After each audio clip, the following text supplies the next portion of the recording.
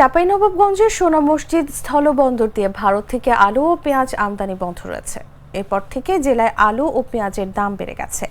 গত 24 ঘন্টায় কেজিতে পেঁয়াজের দাম বেড়েছে 10 থেকে 15 টাকা। আলুও 5 টাকা বেশি দরে বিক্রি হচ্ছে। ব্যবসায়ীরা বলছেন আলুর দাম তেমন বাড়েনি। গতকাল বিক্রি করেছি 70 টাকা কেজি, আজ বিক্রি হচ্ছে 75 টাকায়। তবে কালকে থেকে বেশি দাম ধরবে বলে জানিয়েছেন আড়তদাররা, কারণ আলু ও পেঁয়াজ রপ্তানি বন্ধ করে দিয়েছে পশ্চিমবঙ্গ রাজ্য সরকার। এখন আগের এলসি করা পেঁয়াজগুলো দিচ্ছেন না ভারতীয় ব্যবসায়ীরা। সোনা মসজিদ পোর্ট লিংক লিমিটেডের পোর্ট ম্যানেজার জানান, সকাল থেকে পেঁয়াজ ও আলু ভর্তি ট্রাক স্থলবন্দরে প্রবেশ করেনি।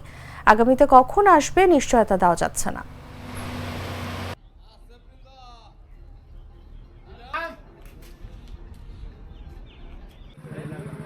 আজকে বিক্রি করছে আপনার 90-95, কিনতে বেশি দাম 80-85 কিনা আমাদের 90-95 কাল 80 হয়ে যাচ্ছে, 75 কিনে। গতকালকে চেয়ে পেঁয়াজ আপনার 10-15 টাকা দাম বেশি, কিন্তু বেশি ওই জন্য বেশি দাম বেশি আমরা পেয়েছি। কালকে ছিল আপনার 80 টাকা, আজকে হলো 90 টাকা। দাম আপনার কেজিতে 10-15 টাকা বেশি। দুদিন থেকে পোর্ট বন্ধ থাকায় আশঙ্কা করা যাচ্ছে কি যে আগামীকালকে থেকে হয়তো পেঁয়াজের দাম আরো বৃদ্ধি হতে পারে।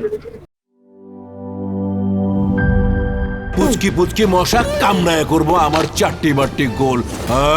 মশা মার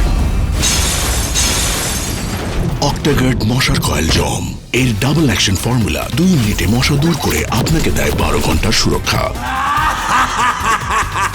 পড়ছে জম, মশার খেল খতম।